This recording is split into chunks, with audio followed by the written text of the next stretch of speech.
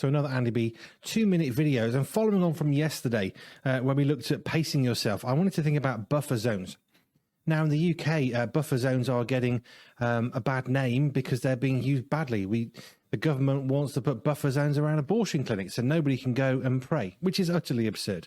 And it's a complete dereliction of the idea of freedom of speech. You cannot stop someone from thinking. Prayer is done internally. You cannot ever legislate against someone standing somewhere and praying. It's utterly farcical. I'm not talking about those sorts of buffer zones, although, yes, I did just say what I just said. I was thinking about buffer zones in our calendars.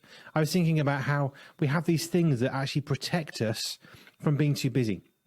So when I was looking at pacing yourself, I talked about the idea of a whiteboard, and you write down the 7 days of the week and you fill in different things that you're going to be doing during the week.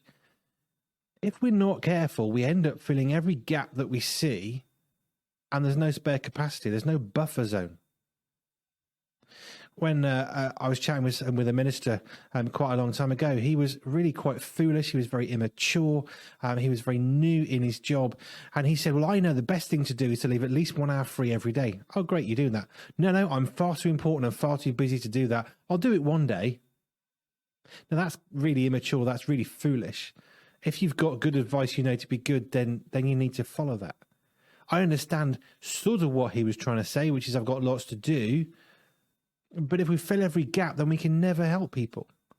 And he had a string of people disappointed that they could never, ever get an appointment with him because he was far too busy, because he failed to follow the advice he'd been given, which he knew was good.